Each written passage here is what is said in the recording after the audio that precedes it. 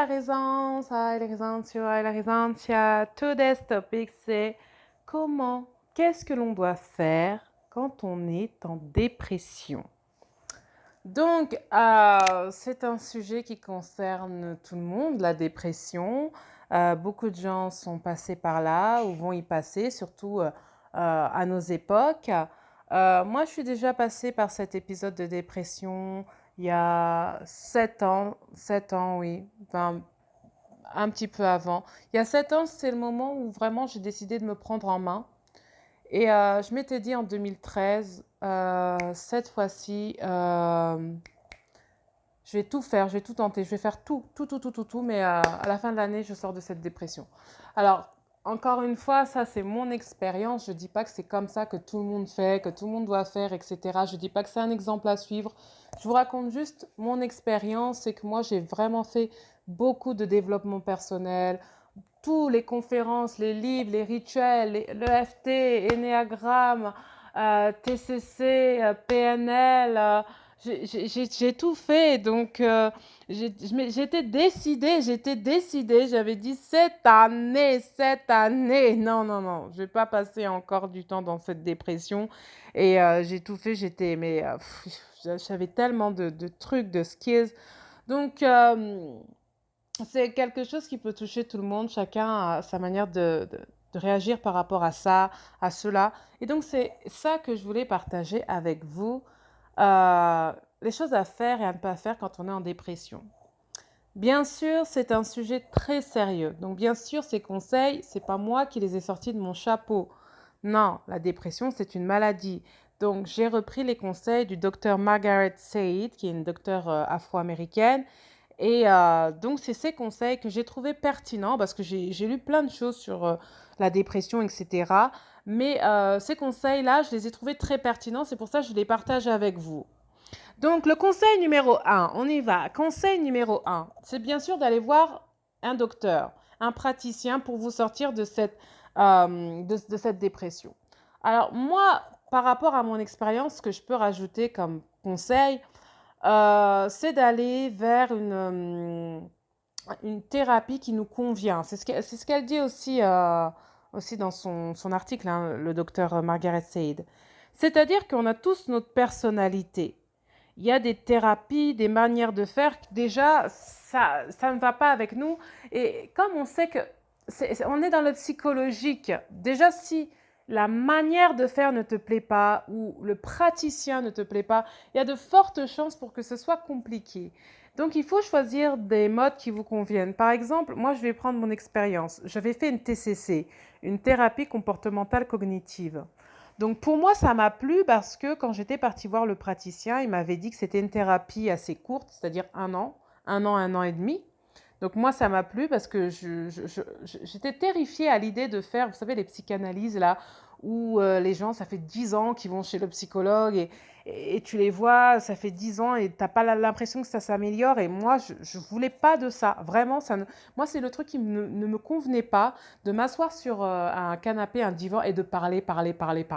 Non, moi, je voulais un truc rapide et si possible où j'avais pas trop à parler. J'avais pas envie de parler de mon passé, de ma vie, parce qu'en fait, j'avais pas envie de retourner vers le passé. Franchement, je n'avais pas envie de me tourner vers le passé. Et moi, ce que j'aimais avec la TCC, la thérapie comportementale cognitive, c'était que c'était basé sur le présent, l'instant présent, et qu'il m'avait dit, en tout cas, quand il m'avait vendu ça comme étant une thérapie rapide, en tout cas, dans mon cas, ça a été plus que rapide même, parce qu'il me semble que j'ai fait moins d'un an, j'ai fait 9 mois. Donc, ça a été plus que rapide et efficace. Et efficace, franchement, sur moi, ça a bien marché. Donc, moi, je ne vous dis pas qu'il faut aller faire une TCC. Ce n'est pas ce que je suis en train de vous dire. Je suis en train de vous dire d'aller vers des thérapies qui vous conviennent. Si pour vous, vous avez besoin de parler de votre passé, vous avez besoin de parler, bah, allez parler. Euh, mais moi, je pense qu'il faut prendre des thérapies qui conviennent à sa manière d'être. Et moi, la TCC, elle a vraiment bien fonctionné, mais je pense aussi que il y a la TCC, mais il y a aussi le praticien qui, vraiment, en qui j'avais toute confiance. Et vraiment, quand je l'ai vu, je savais qu'il allait faire du bon travail. Donc, évidemment, à partir du moment où on va comme ça avec des idées positives, ben forcément, ça marche. J'ai essayé d'autres trucs. Hein. Je vous dis, j'ai à peu près tout essayé. J'avais essayé justement le fait de parler, etc. J'étais partie chez une psychologue lambda. Elle m'avait fait parler et elle parlait pas. Et j'étais sortie, mais déçue. Moi, en tout cas, ça ne me convenait pas. J'ai besoin de gens qui m'orientent un petit peu, comme le faisait le thérapeute que j'avais en TCC. Il m'oriente un petit peu, il m'aide un peu. J'ai pas besoin de gens qui sont là, qui m'écoutent, etc. Enfin, moi, en tout cas, c'est pas du tout ce que je recherche. Je veux des gens qui vont me donner des clés pour pouvoir m'en sortir.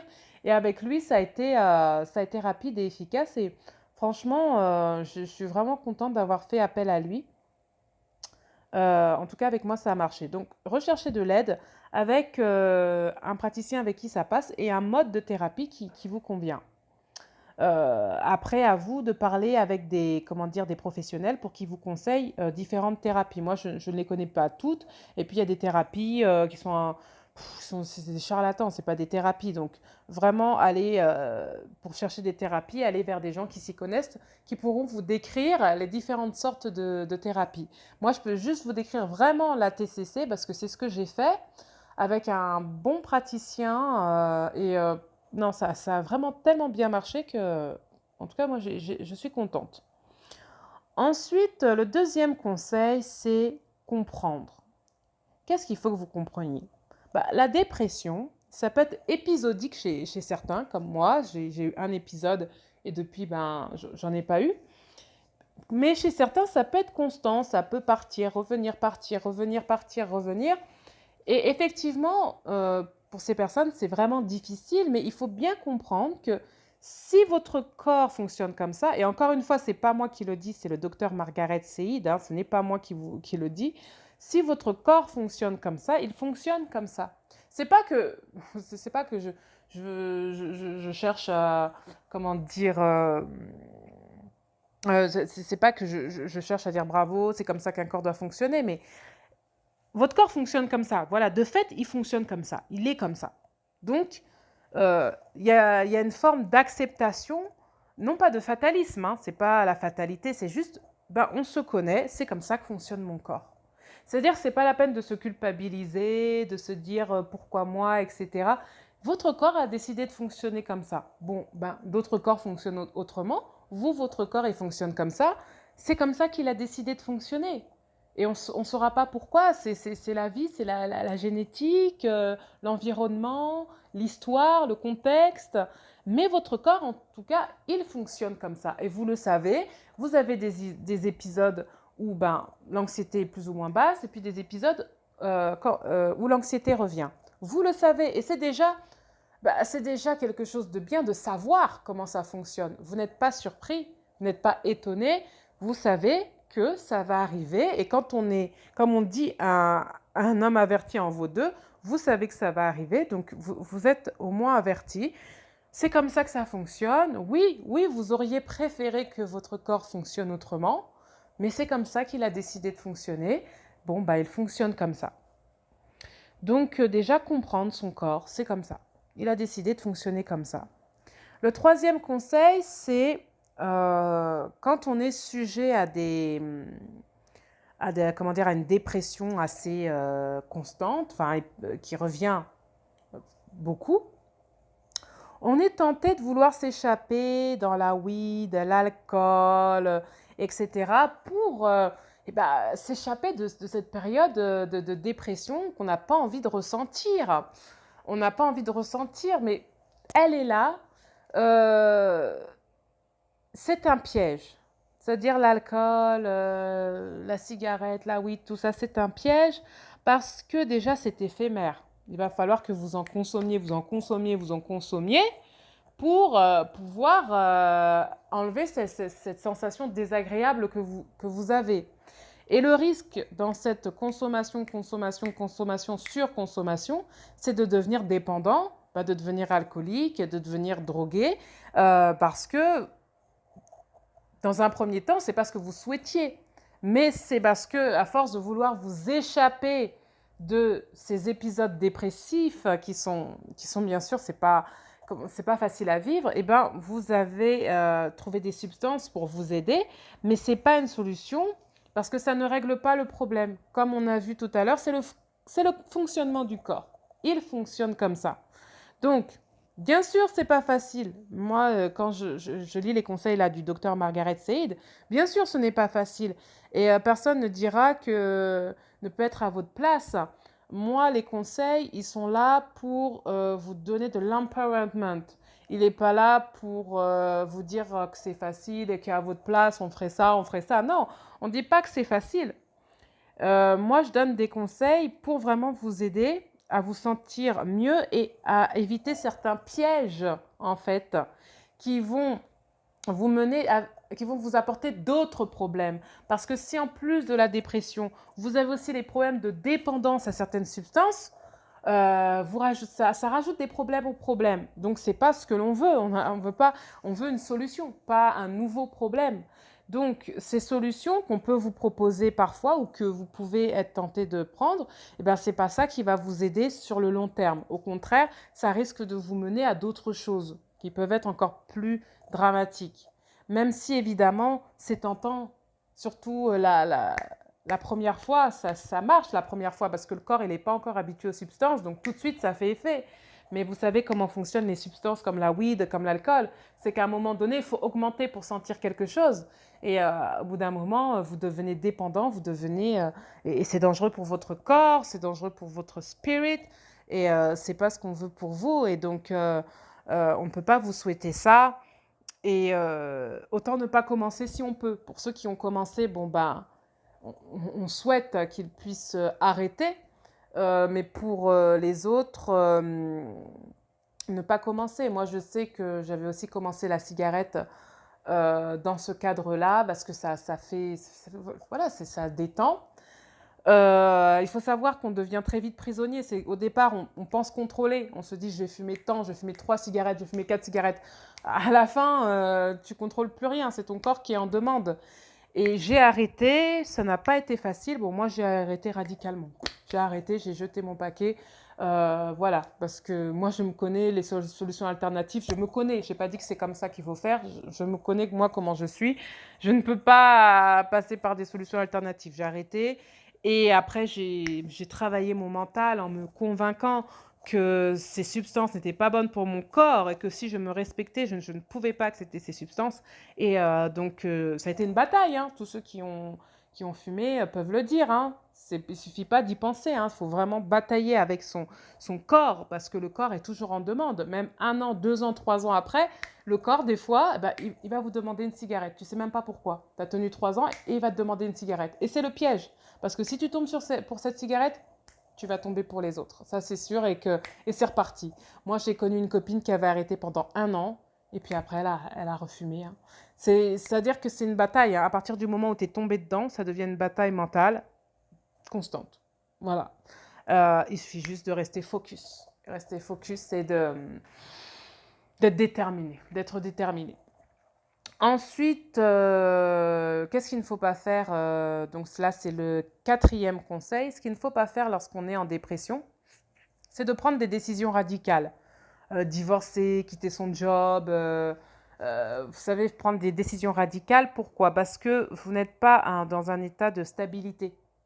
Donc ça peut être des décisions qui ne sont pas tout à fait en conscience.